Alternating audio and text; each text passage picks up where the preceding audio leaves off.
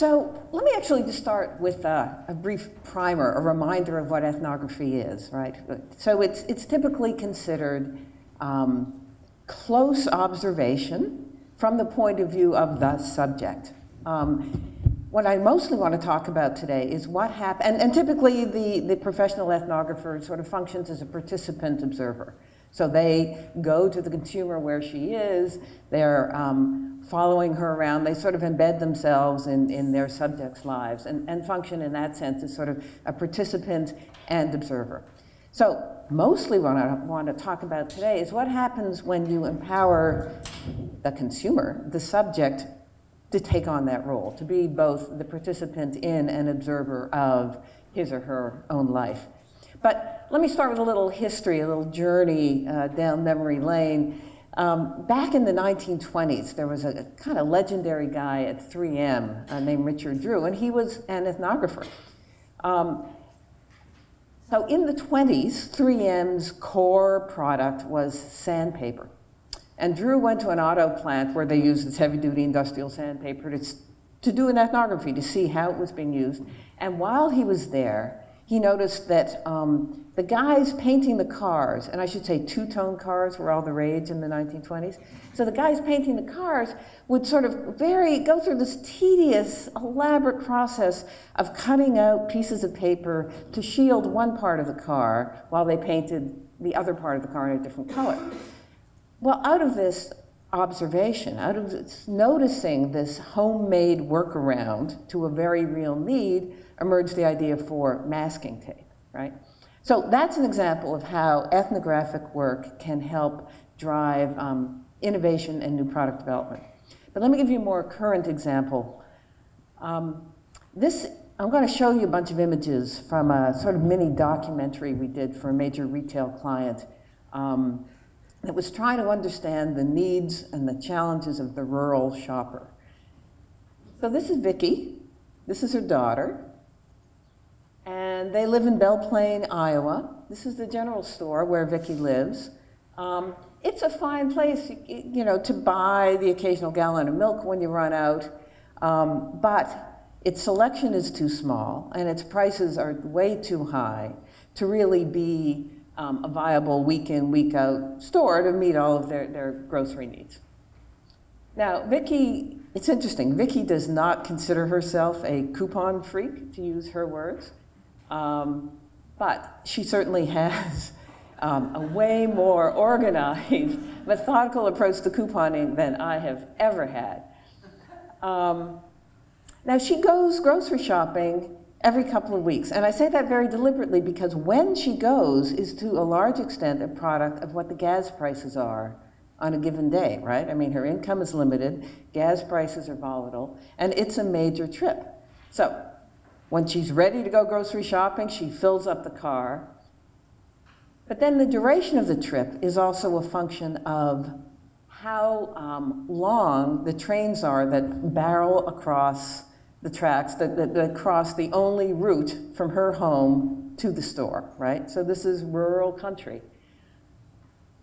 When she finally gets to the store, you know, now it's really important to find a handicapped parking space because her daughter's mobility is impaired. So yet sort of another challenge for Vicki to overcome in her quest for the weekly or bi-weekly groceries.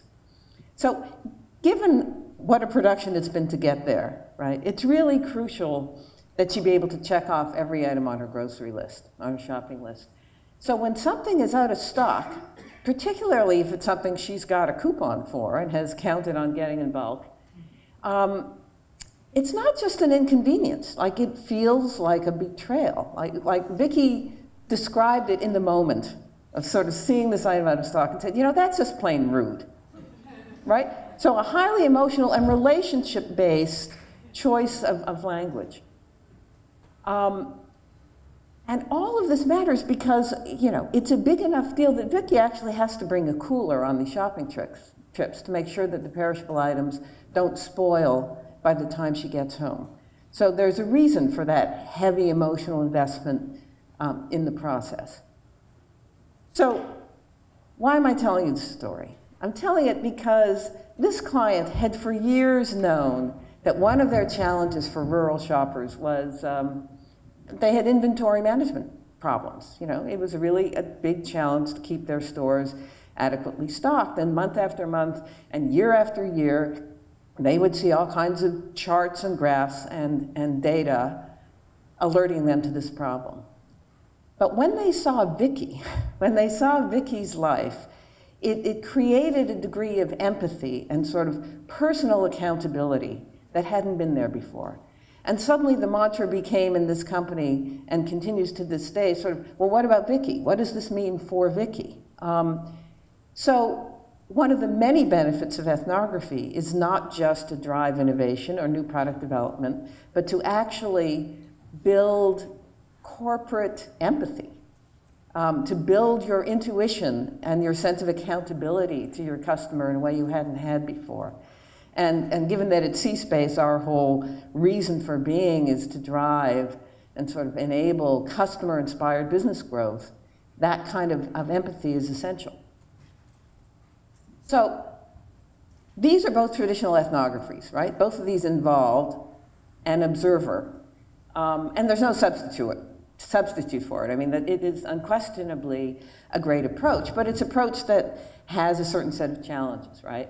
So, for example, it takes a long time to overcome the observer effect, right? So if you think about, I mean, that's why ethnographers spend as much time as they do embedded in someone else's life, because if you think about it, you know, the teenage girl you're following around, she may not buy condoms for her boyfriend if she's being trailed by an ethnographer, right? And her mom may buy carrot sticks instead of the Oreos that she really wants, right?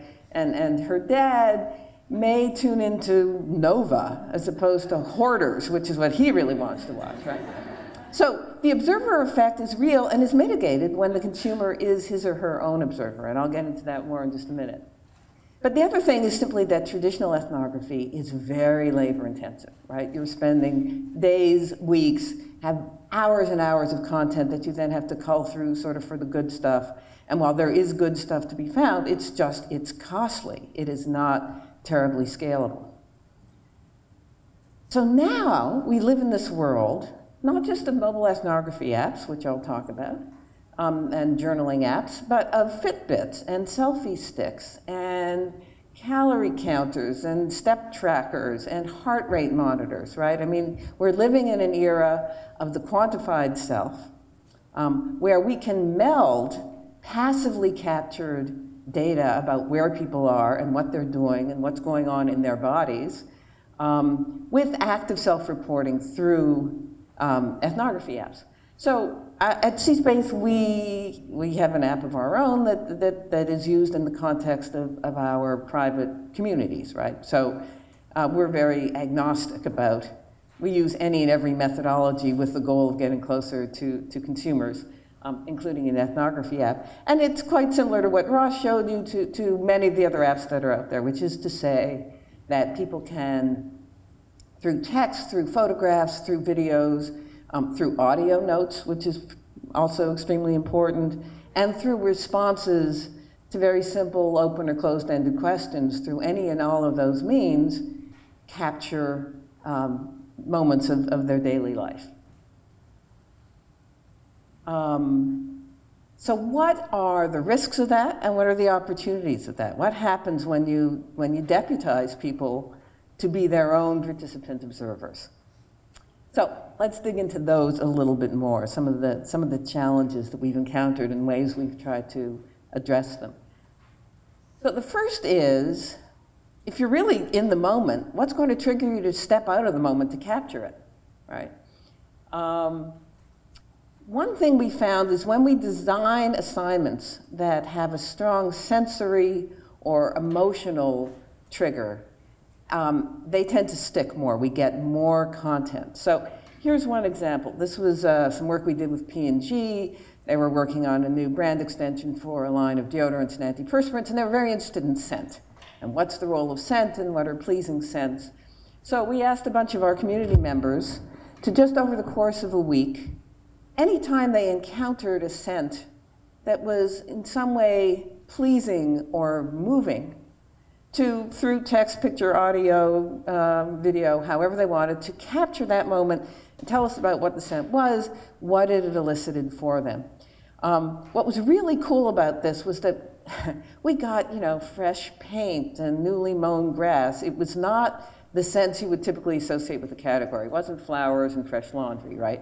I mean, it was places that took people to another time or another place and had this strong emotional component to it. So out of that, P&G developed actually a whole new line that made precisely that promise of sort of scents that deodorants, besides having the functional benefits you would expect, you know, were sort of grounded in scents that took you somewhere else, to another time, to another place. Not only were they able to sort of go from initial insight to launch in record time, but the product was very successful. I mean, they exceeded their sales forecast, right? So it all began with this very powerful and pretty intimate insight. Another way, though, to help people become effective ethnographers is to just give them very simple, highly structured assignments. So if you're working in shopper insights, for example, to just equip people with an app and say, on your next shopping trip, anytime something in store captures your attention, and you can limit it to an aisle or you can do it to the whole store, anytime something captures your attention, positive or negative, again, take a picture, shoot a video, tell us what's going on, what's why, and why. And if you made any impulse purchases on this trip, during this trip, tell us what the impulse purchases are, and again, what motivated you to do it.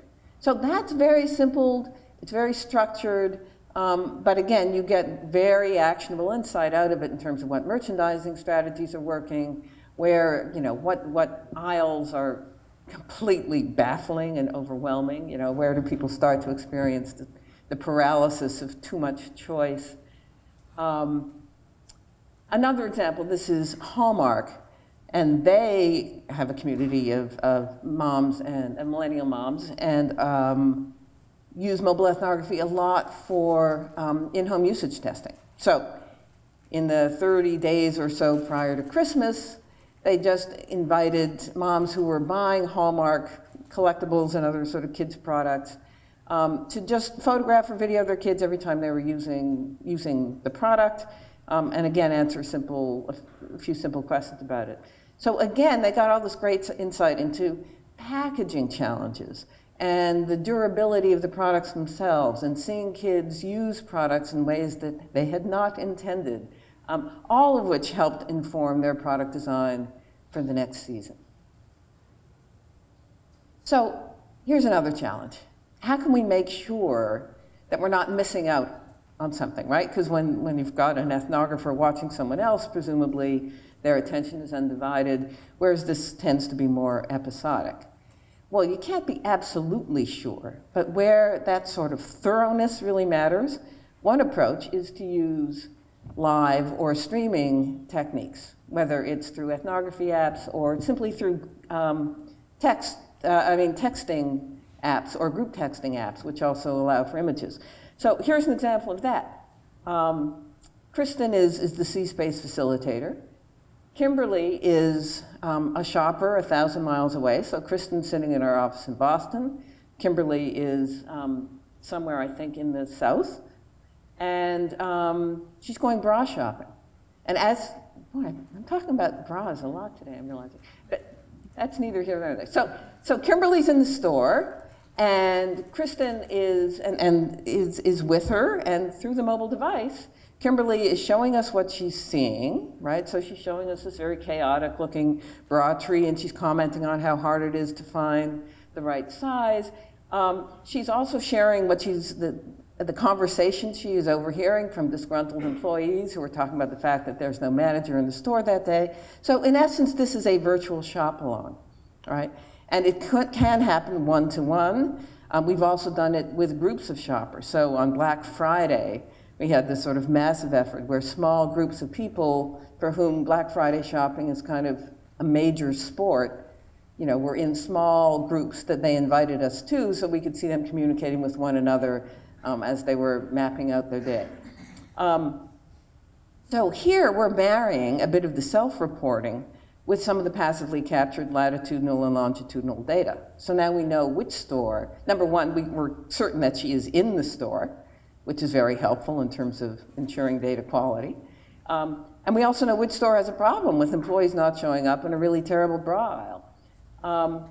We did a similar thing. We've done a lot of work with hospitality clients. And one of our clients was particularly interested in understanding people's, when they first check into a room, what are their rituals, right? So what do they inspect? How do they unpack? How do they begin to make the room more home-like? And also, where do they go at night? How far from the hotel do they go?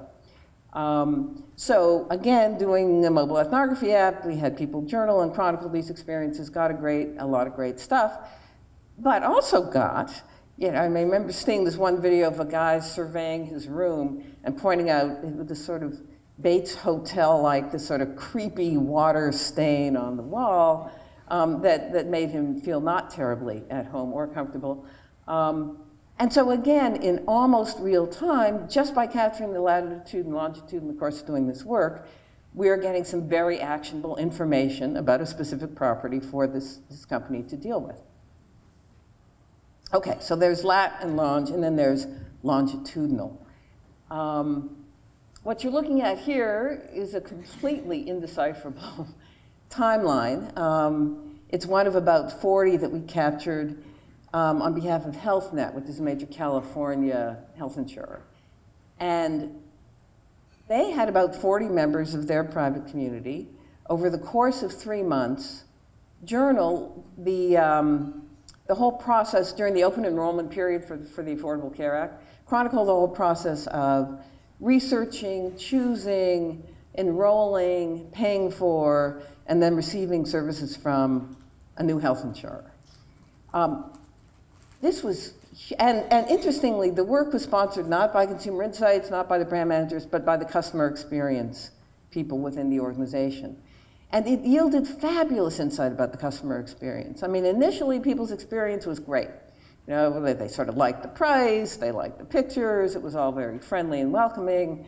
But then along the way, they discovered that they had a real problem with their online bill paying company. They actually had to switch because people were having so much trouble paying their premiums.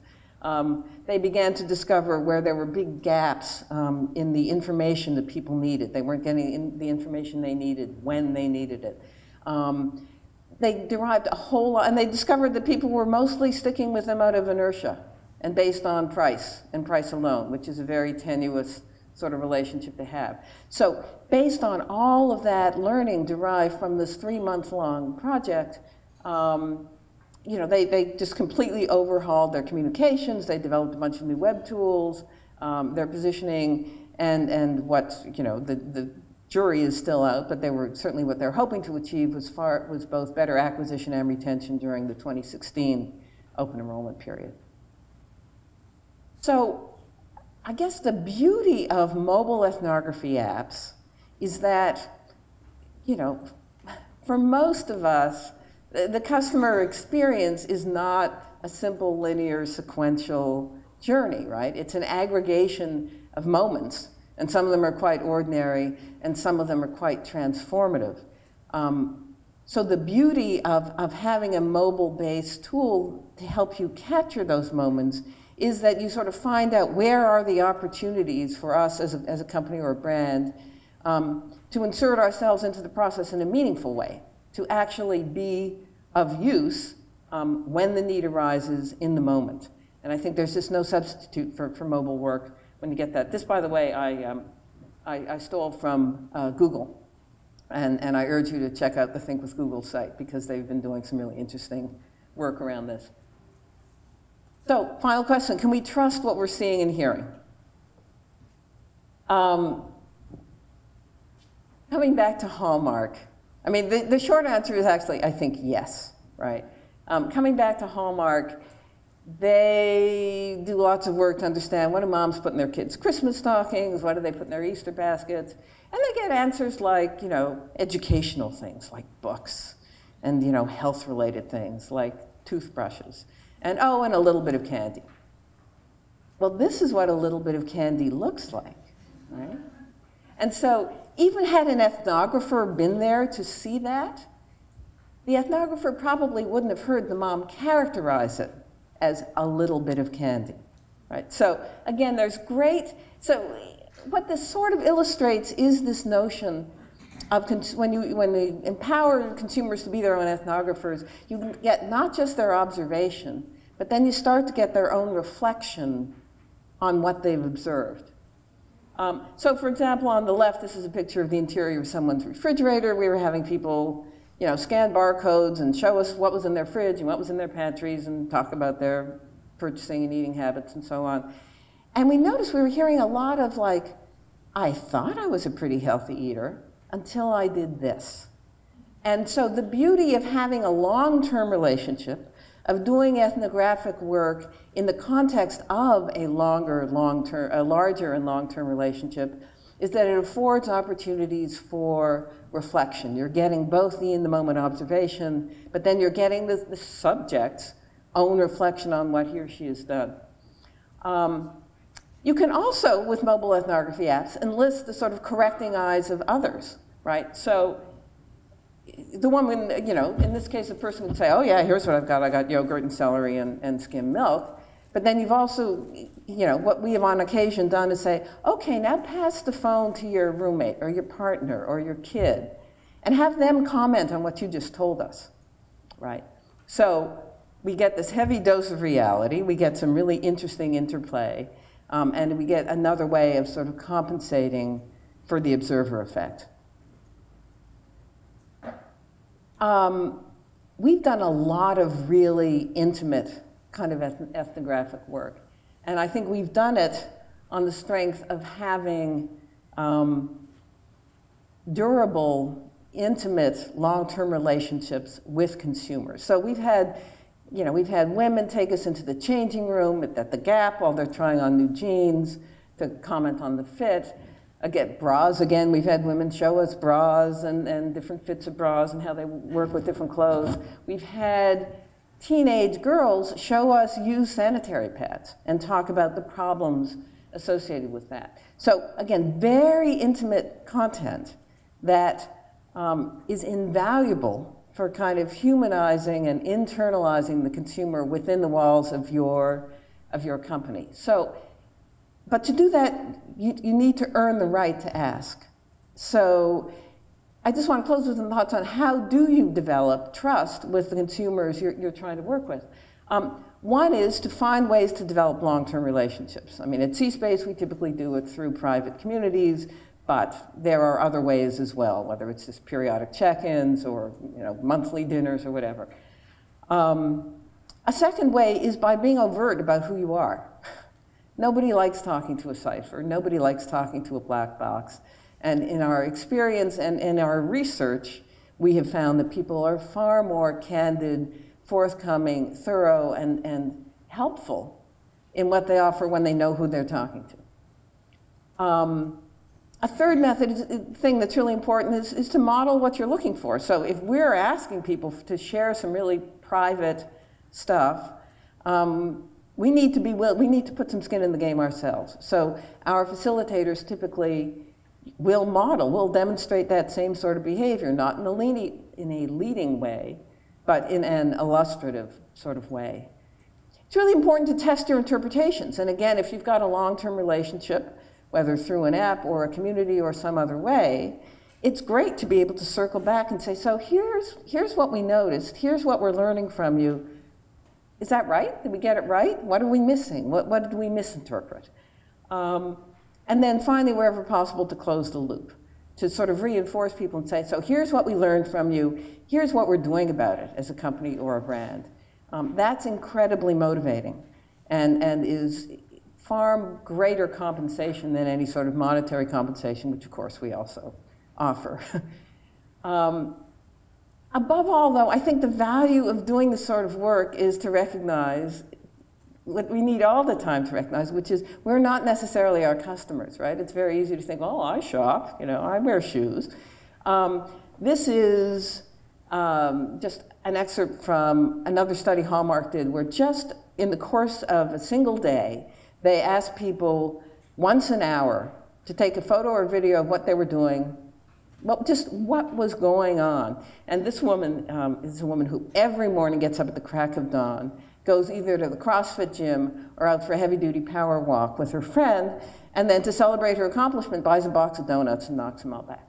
So, you know, not something we would have ever thought to ask, right? But terrific serendipitous insight that is a reminder of just our need to have this ongoing connection. If we're going to be, have good customer intuition, if we're going to be an organization that achieves business growth not by cutting costs, not by advertising, not by spamming people, but by actually understanding them and meeting them where they are with products and services they need. So that's it.